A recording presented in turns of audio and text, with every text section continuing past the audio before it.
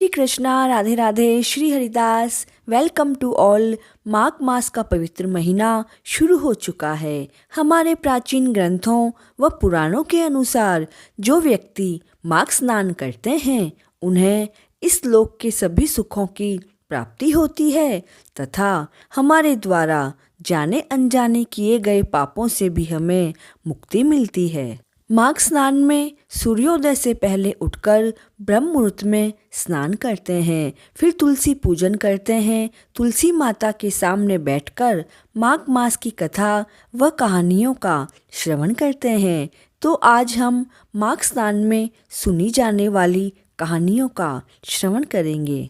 माघ मास में प्रमुख रूप से 8 कहानियाँ सुनी जाती है, जिसमें गणेश जी की, तुलसी जी की, सूर्य भगवान की, धर्मराज की, पीपल पथवारी की, विष्णु भगवान की, नगर बसेरे की और माघ स्नान की कथा व कहानियाँ सुनी जाती है। आज के इस वीडियो में हम इन सभी कहानियों का श्रवण करेंगे। चैनल पर माघ मास का मातम्य भी चल रहा है, जिसका लिंक डिस्क्रिप्शन बॉक्स में मिल जाएगा, तो उसे भी अवश्य श्रवण करें। एक गांव में ब्राह्मण परिवार रहता था। वह परिवार बहुत धार्मिक वाला था। वे सभी पूजा पाठ करते थे। ब्राह्मण देव के 2 पुत्रियां थीं। बड़ी बेटी का नाम किशोरी था।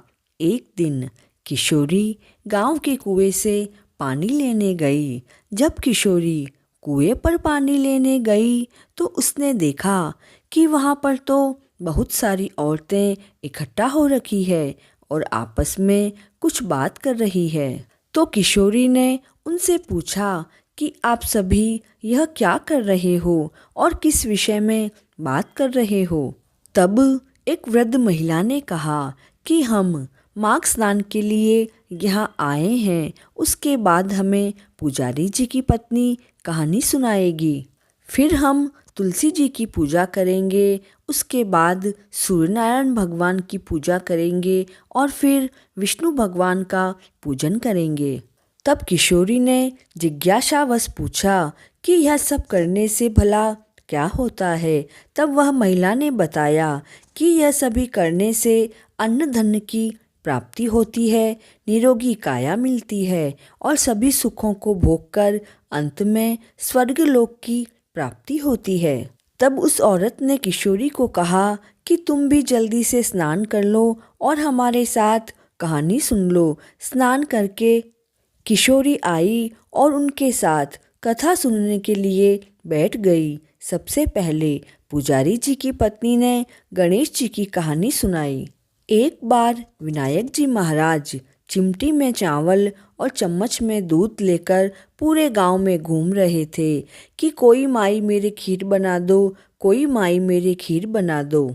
अब वे जिसके पास भी जाते वह मना कर देता और कहता कि कभी इतने से चावल और दूध से खीर बनती है क्या।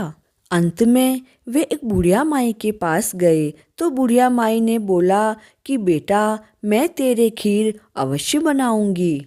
फिर बुढ़िया माई एक कटोरी लाई तो विनायक जी ने कहा कि माई यह तो बर्तन बहुत छोटा है, कोई बड़ा बर्तन ला। तब बुढ़िया माई एक बड़ा भगोना लाई, उस पर दूध चढ़ा दिया और चावल धोकर डाल दिए और विनायक जी बोले कि बुढ़िया माई मैं बाहर जाकर अभी आता हूँ। विनायक जी चले गए। पीछे से खीर तैयार हो गई।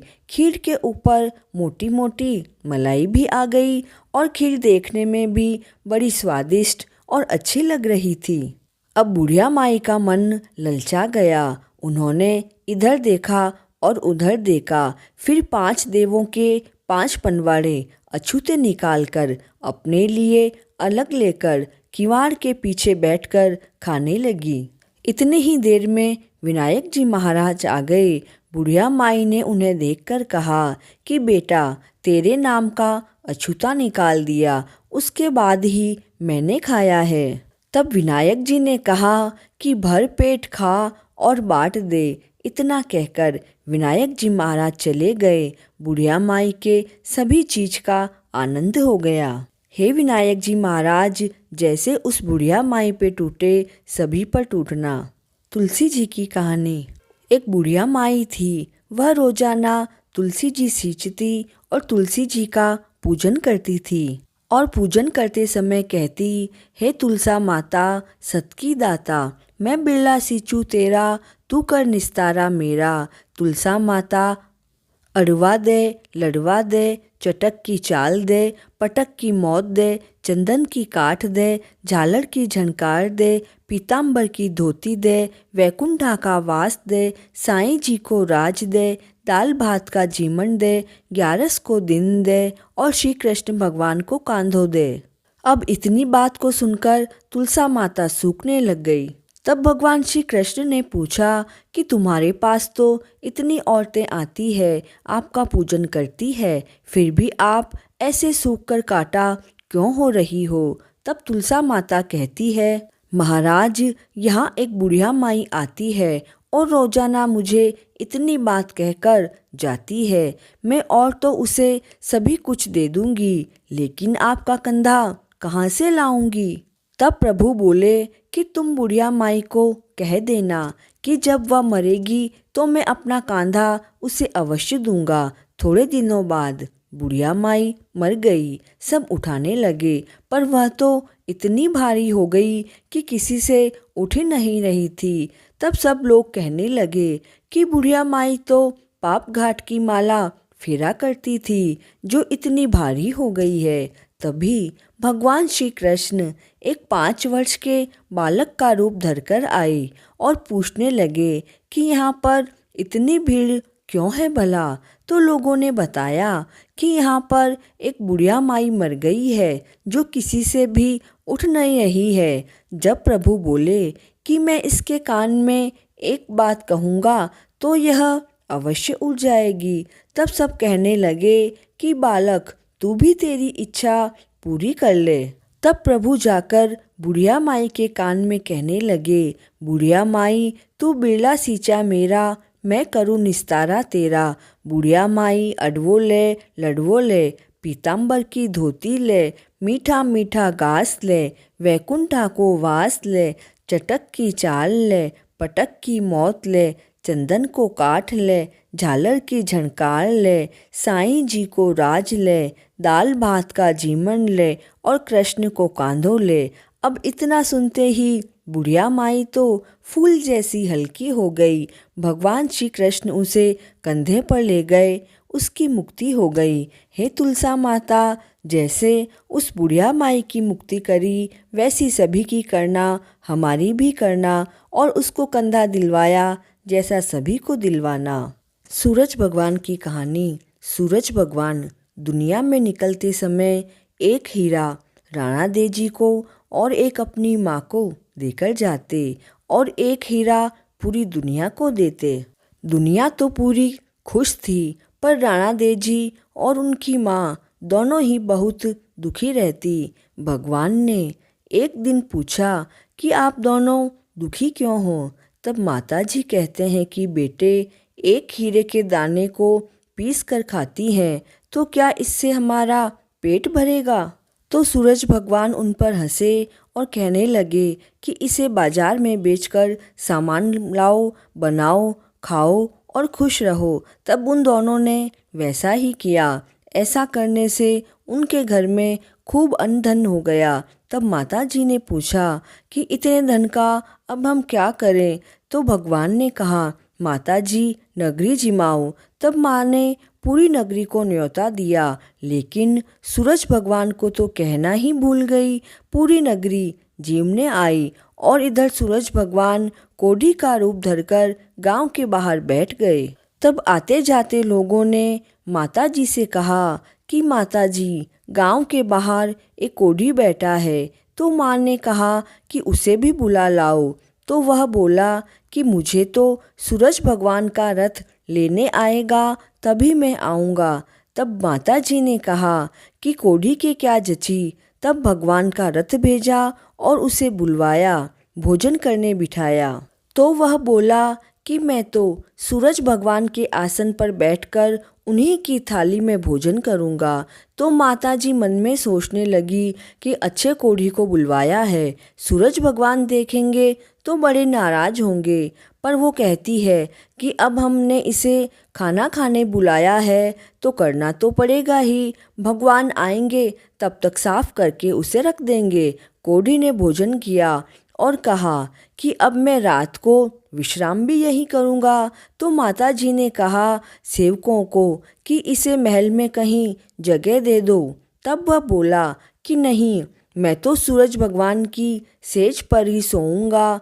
और राणा देव जी जैसे सूरज भगवान को चंवर ढुलाते हैं वैसे ही मेरे भी चंवर ढुलाए। अब तो माताजी बड़ी गुस्सा होने लगी, पर क्या करती, उसकी बात माननी पड़ी। रात हुई, राणा देव जी अपने कमरे में गए और कोढ़ी के चंवर ढूंढने लगे। तो फट से कोढ़ी ने तो राणा देव जी का हाथ पकड़ लिया और बोले कि राणा देव जी आप भी हमें नहीं पहचाने। तब राणा देव जी ने पूछा भगवान आपने छल क्यों किया। तो भगवान ने कहा कि माताजी ने पूरा नगर जिमाया लेकिन हमें तो कहा ही नहीं। अब वे दोनों जने वहीं सो गए। इधर माताजी पूरी रात इधर उधर घूमती रही कि राणा देव जी अभी तक कमरे से बाहर नहीं आए। सुबह जब राणा देव जी की नींद खुली तो वह डरने लगी कि अब मैं माताजी को क्या जवाब दूंगी। तब भगवान ने अपनी एक किरण राणा देव जी के पल्लू में बांध दी। राणा देव जी जैसे ही नीचे उतरे कि माताजी तो लड़ने लगी कि कोढ़ी के साथ पूरी रात सो गई, अब मैं दुनिया को भला क्या मुंह दिखाऊंगी। तब राणा देव जी ने कहा कि यह कोई कोढ़ी नहीं है, यह तो आपके ही बेटे हैं। आपने उन्हें खाने के लिए नहीं कहा, इसलिए भगवान ने हमें छला है। तब माताजी को बड़ा गुस्सा आया। उन्होंने भगवान को श्राप दिया कि 12 महीने तू खूब तपेगा। तब दुनिया बहुत दुखी हुई और सबने अरज करी कि माताजी आप अपना श्राप वापस ले लो। तब माताजी ने कहा कि श्राप तो वापस नहीं लेंगे, लेकिन कुछ कम जरूर हो सकता है। तब उन्होंने कहा कि सूरज भगवान 4 महीने तपेंगे, 4 महीने बरसेंगे और 4 महीने ठंडे रहेंगे। हे सूरज भगवान, राणा देव जी और माताजी को छला वैसा किसी को मत छलना। धर्मराज की कहानी। एक बार एक बुढ़िया माई मर गई तो उसे यम के दूत लेने आए। वे उसे लेकर जा रहे थे। तब रास्ते में एक नदी आई तो बुढ़िया माई डूबने लगी। तो यमराज जी ने पूछा कि माई गाय दान की क्या। तब बुढ़िया माई ने गाय माता का ध्यान किया तो गौ माता प्रकट हो गई। तब गौ माता की पूंछ पकड़कर बुढ़िया माई नदी पार हो गई। आगे गई तो काले कुत्ते खाने को दौड़े। तो यमराज जी ने कहा कि बुढ़िया माई काले कुत्ते को रोटी दी क्या। तो बुढ़िया माई ने कुत्ते का ध्यान किया तो सभी कुत्ते वहाँ से चले गए। आगे चली तो काले कव्वे बुढ़िया माई के सिर पर चोंच मारने लगे। तब यमराज जी बोले कि बुढ़िया माई ब्राह्मण की बेटी के सिर में तेल लगाया क्या। तो माई ने ब्राह्मण की बेटी को याद किया तो सभी कव्वे वहाँ से चले गए। थोड़ा आगे जाने पर पैरों में कांटे चुभने लगे। तब यमराज जी ने कहा कि माई चप्पल दान की थी क्या। बुढ़िया माई ने याद किया तो चप्पलें पैरों में आ गई। आगे जाने पर चित्रगुप्त जी ने यमराज जी को कहा कि आप किसको लेकर आए हो। तो यमराज जी ने कहा कि बुढ़िया माई को लाया हूँ। इन्होंने दान पुण्य तो खूब किया पर धर्मराज का कुछ नहीं किया, इसलिए आगे का द्वार बंद है। तब बुढ़िया माई बोली कि मुझे 7 दिन के लिए धरती पर भेज दो। 7 दिन तक मैं कहानी सुनकर उद्यापन कर कर वापस आ जाऊंगी। अब बुढ़िया माई धरती पर वापस आ गई। पूरे गांव में खबर फैल गई कि बुढ़िया माई भूतनी बनकर आई है। जब वह घर गई तो उसके बेटे बहुओं ने भी दरवाज़ा बंद कर दिया। तब उसने अपने बेटे बहू को कहा कि मैं भूतनी नहीं हूँ, मैं तो धर्मराज जी के कहने से वापस आई हूँ और नियम से धर्मराज जी की कहानी सुनूंगी, व्रत व उद्यापन करूंगी। यह सुनकर बेटे बहू ने उद्यापन का सारा सामान दे दिया, लेकिन कहानी का हुकारा नहीं भरा। तब बुढ़िया माई पड़ोसन के पास गई, वह कहानी सुनने के लिए कहा। पड़ोसन ने कहानी सुनी, हुकारा भरा। बुढ़िया माई 7 दिन कहानी सुनने के बाद उद्यापन किया, सारा सामान दान किया। फिर धर्मराज जी ने बुढ़िया माई के लिए विमान भेजा। विमान देकर सभी गांव वाले स्वर्ग जाने के लिए तैयार हो गए। तब बुढ़िया माई ने कहा कि मेरी कहानी तो सिर्फ मेरी पड़ोसन ने सुनी है, इसलिए मैं पड़ोसन को ही अपने साथ ले जाऊंगी। तब गांव वालों ने बुढ़िया माई के पांव पकड़ लिए व धर्मराज जी की कहानी सुनाने के लिए कहा। कहानी सुनकर सभी गांव वाले विमान में बैठकर धर्मराज के यहाँ स्वर्ग में पहुँच गए। धर्मराज जी ने कहा कि मैंने तो केवल बुढ़िया माई को लाने के लिए कहा था, आप सभी को क्यों ले आए? तब बुढ़िया माई ने कहा कि हे धर्मराज जी, इन सभी ने मेरी कहानी सुनी है, इसलिए सभी को कहानी सुनने का आधा पुण्यफल मिलता है। तब धर्मराज जी ने सभी गांव वालों को स्वर्ग में वास दिया। हे धर्मराज भगवान, सभी पर अपनी कृपा बनाए रखना। पथवारी माता की कहानी। एक गुजरी थी, उसके 2 बहुएं थी। दोनों बहुओं को सास ने दूध बेचने के लिए गांव में भेजा। बड़ी बहू बहुत होशियार थी और पैसों का हिसाब भी रखना जानती, इसलिए रोजाना दूध बेचकर सारे पैसे लाकर सासू माँ को देती। इसके विपरीत छोटी बहू बहुत भोली थी और उसे हिसाब लगाना नहीं आता था। एक दिन जब वह दूध बेचने जा रही थी, तब उसने देखा कि कुछ औरतें पथवारी माता का पूजन कर रही है और पीपल सींच रही है तथा जल से पीपल के वृक्ष को भी सींच रही है। बहू ने उन महिलाओं से पूछा कि पथवारी पूजने और पीपल सींचने से क्या फल मिलता है। इस पर उन महिलाओं ने उसे बताया कि पथवारी माता सींचने तथा पूजने से अन्न धन एवं लक्ष्मी की प्राप्ति होती है। उन महिलाओं की बातें सुनकर छोटी बहू ने दूध दही वहीं बड़ पीपल में चढ़ा दिया और पथवारी माता को भी सींच दिया। वह रोजाना इसी तरह दूध ले जाती और पथवारी माता को सींच देती। कुछ दिनों बाद जब सास ने बहू से दूध के पैसे मांगे तो उसने दूसरे दिन लाने के लिए कहा, लेकिन अगले दिन भी वह पैसे नहीं लाई और ऐसे करते करते पूरा 1 महीना निकल गया। तब सास ने कहा कि आज तो पैसे लेकर ही आना। अगले दिन जब वह पैसे लेने के लिए घर से गई तो उदास होकर पथवारी माता के चबूतरे के पास बैठ गई।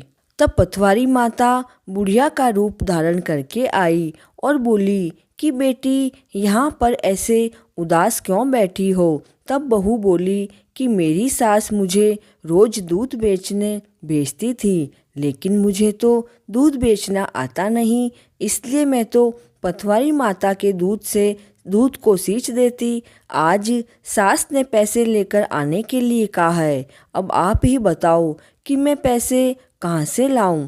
तब बुढ़िया माई बोली कि बेटी, यह पत्थर पड़े हैं, इन्हें टोकरे में भरकर ले जा, इन पत्थरों को कोठे में रख देना। बहू ने बुढ़िया माई के कहे अनुसार पत्थर टोकरे में भर लिए और घर लौटकर उन्हें कोठे में रख दिया। अब घर आने पर सास ने पैसे मांगे तो बहू बोली, माँ जी कोठे में रखे हैं। सास ने जैसे ही कोठे का दरवाज़ा खोला तो देखा उसमें हीरे मोती और अपार धन संपदा रखी है। तो सास ने बहू से पूछा कि बहू, तू ये सब कहाँ से लाई? इस पर बहू ने कहा कि मैं रोजाना पथवारी माता के दूध सींच देती थी और उन्हीं की कृपा से मुझे यह सब धन मिला है। यह सारी बात बड़ी बहू को पता चली तो उसने सोचा कि छोटी तो कच्चा दूध सींचती थी, मैं तो गरम गरम दूध सींचूंगी। वह सोचकर यह रोजाना गरम गरम दूध सींचने लगी। छोटी बहू की तरह पूरा महीना बीतने पर वह पथवारी माता के पास जाकर बैठ गई।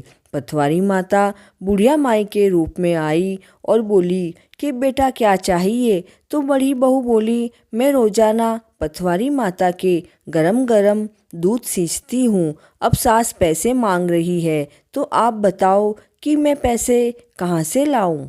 इस पर बुढ़िया माई ने कहा कि यह पत्थर पड़े हैं, तू भी ले जा। बहू ने बहुत सारे पत्थर टोकरे में भरे और बड़ी मुश्किल से घर के बाहर तक पहुंची कि ठोकर खाकर गिर पड़ी। सारे पत्थर घर के बाहर ही गिर गए। आने जाने वाले लोग ठोकर खाते और कोसते। वह वापस पथवारी माता के पास जाकर बोली, हे माता, तुमने मेरे साथ ऐसा क्यों किया। तब पथवारी माता बोली कि छोटी बहू ने बड़ी श्रद्धा और बिना लालच के दूध सींचा था और तूने लालच के कारण दूध सींचा और तेरे लालच ने मेरे ऊपर गरम गरम दूध चढ़ाया, जिससे मेरे पूरे शरीर पर फफोले पड़ गए हैं। तब बड़ी बहू को अपनी गलती का एहसास हो गया। हे पथवारी माता, जैसे छोटी बहू पर कृपा करी वैसी सभी पर करना और बड़ी बहू को दिया वैसा किसी को मत देना। विष्णु भगवान की कहानी। एक सेठ सेठानी थे। सेठानी विष्णु भगवान की पूजा करती थी, लेकिन सेठ को अच्छा नहीं लगता। इस कारण सेठ ने सेठानी को घर से निकाल दिया। वह बेचारी चलते चलते जंगल में पहुंच गई। वहां पर 4 आदमी मिट्टी खोद रहे थे। सेठानी ने जाकर पूछा, भाई मुझे काम पर रख लो। तो उन्होंने उसे नौकरी पर रख लिया। अब मिट्टी खोदने से सेठानी के हाथों में तो छाले पड़ गए और उसके सिर के बाल उड़ गए। तो उन आदमियों ने बोला, बहन तुम किसी अच्छे घर की लगती हो, इसलिए तुम मिट्टी खोदने का काम मत करो, तुम हमारे घर पर काम करो। वे उसे अपने घर ले गए। वे सभी रोजाना 4 मुट्ठी अनाज घर लेकर आते और चारों बांट कर खाते। सेठानी बोली कि कल से आप 8 मुट्ठी अनाज लेकर आना। अगले दिन वे 8 मुट्ठी अनाज लाए। सेठानी पड़ोसन के घर से आग लेकर आई, भोजन बनाया और विष्णु भगवान के भोग लगाया और फिर सभी को परोसा। भाई बोले, बहन भोजन तो बहुत अच्छा बना है। बहन बोली, भगवान को भोग लगाया है तो स्वाद तो लगेगा ही। दूसरी तरफ सेठ तो भूखा मरने लगा। सब बोले, सेठानी के भाग्य का ही आप खाया करते थे। परेशान होकर सेठ सेठानी को ढूंढने निकल पड़ा। ढूंढते ढूंढते वह भी उसी जंगल में आ गया। वहाँ उसने उन्हीं 4 आदमियों को मिट्टी खोदते हुए देखा। तब उसने उनको कहा कि भाई मुझे भी नौकरी पर रख लो। तो वे उसे बोले, हाँ भाई तुम भी मिट्टी खोद लो। वह मिट्टी खोदने लगा। उसके हाथ में भी छाले पड़ गए और सिर के बाल उड़ गए। वे आदमी बोले, भाई तुम अच्छे घर के लगते हो, तुम मिट्टी मत खोदो, तुम हमारे घर पर काम कर लेना। घर पहुंचते ही सेठ ने सेठानी को पहचान लिया, लेकिन सेठानी ने तो नहीं पहचाना क्योंकि वह तो हमेशा घूंघट में ही रहती थी। सेठानी ने भोजन बनाया, विष्णु भगवान के भोग रखा। उसके बाद भोजन परोसा। जब सेठ की थाली परोसने लगी तो विष्णु भगवान ने हाथ पकड़ लिया। भाई बोले, बहन यह क्या कर रही हो। तो बहन बोली, भाई मैं तो कुछ नहीं कर रही हूँ, मेरा हाथ तो विष्णु भगवान ने पकड़ लिया है। तो भाई बोले, हमें भी विष्णु भगवान के दर्शन करवाओ। तो सेठानी ने विष्णु भगवान से प्रार्थना करी। भगवान ने सभी को दर्शन दिए। सेठ ने सेठानी से माफ़ी मांगी। भाइयों ने बहन को बहुत सारा धन देकर विदा किया। अब तो सेठ सेठानी दोनों मिलकर विष्णु भगवान की पूजा करने लगे। उनके घर पर अन्न धन के भंडार भर गए। हे विष्णु भगवान, जैसे आपने सेठ सेठानी पर अपनी कृपा दृष्टि बनाई, वैसे ही इस कहानी को कहते सुनते हुकारा भरते सभी पर कृपा बनाए रखना। जाटका भाटका की कहानी नगर बसेरे की।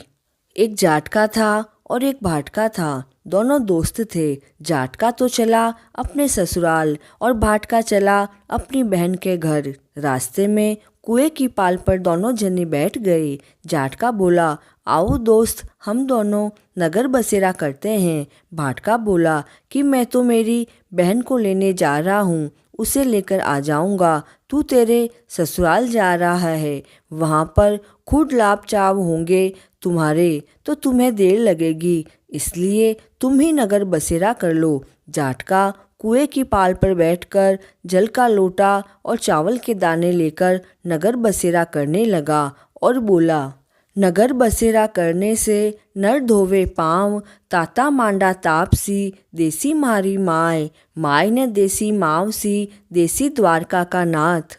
मीठा मीठा घास, वृंदावन का वास, पाँच कुरली छठी आस, मेरा जीबड़ा कृष्ण जी के पास, डालू पानी हो जावे घी, झट से निकल जावे मेरा जी। इधर भाटका अपनी बहन के घर चला गया, जाटका अपने ससुराल गया। जाटका के ससुराल में सभी ने उसके खूब लाड़ चाव किए। भाटका अपनी बहन के घर गया तो जाते ही उसके मकान में आग लग गई। आग बुझाते बुझाते और राख उठाते उठाते उसका सर गंजा हो गया। शाम को दोनों दोस्त वापस मिले। जाटका भाटका से पूछता है कि दोस्त, क्या हाल चाल है? तब भाटका बोला कि मेरे तो बहन के घर पहुंचते ही आग लग गई और मेरा सर भी गंजा हो गया और कुछ खाने को भी नहीं मिला। जाटका ने कहा कि मैंने तो तुझे पहले ही बोला कि नगर बसेरा कर ले। भाटका बोला कि तेरे नगर बसेरे में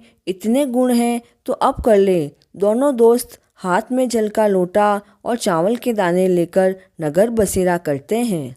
भाटका वापस अपने बहन के यहाँ गया। बहन के पड़ोसन ने कहा कि तेरे भाई को आए 2 दिन हो गए, रोटी भी नहीं खाई, अगर तेरे पास नहीं है तो मुझसे ले ले। बहन पड़ोसन से लेकर भाई को भोजन करवाती है। अब भाटका अपनी बहन को लेकर रवाना हुआ और उधर जाटका अपनी पत्नी को लेकर चला। दोनों दोस्त फिर से कुएं की पाल पर मिले। जाटका फिर से बोला कि आजा दोस्त, नगर बसेरा करें। भाटका कहता है कि मैं तो मेरे घर पर माँ है और वह इंतजार कर रही होगी, मुझे तो जाते ही दही चूरमा खाने को मिलेगा, तू ही नगर बसेरा कर ले।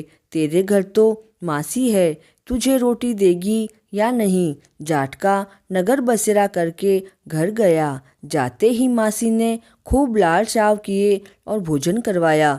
इधर भाटका घर पहुंचा तो उसकी भैंस खो गई। उसके पिता ने उसे खूब मारा और कहने लगा कि बहन के घर गया तो आग लगा दी और यहाँ आया तो भैंस खो दी। पहले भैंस को ढूंढ कर ला, तुझे फिर बाद में रोटी मिलेगी। सारा दिन ढूंढते ढूंढते निकल गया, लेकिन भैंस तो नहीं मिली। बाजार में दोनों दोस्त वापस मिले तो जाटका ने हालचाल पूछा तो भाटका कहता है कि आते ही घर पर भैंस खो गई। दिन भर ढूंढते ढूंढते हो गया और भोजन का तो कोई अता पता नहीं है। जाटका बोला, मैंने तो तुझे पहले ही कहा था कि नगर बसेरा कर ले। भाटका कहता है कि तेरे नगर बसेरे में इतने गुण हैं तो अभी दोनों नगर बसेरा कर लेते हैं।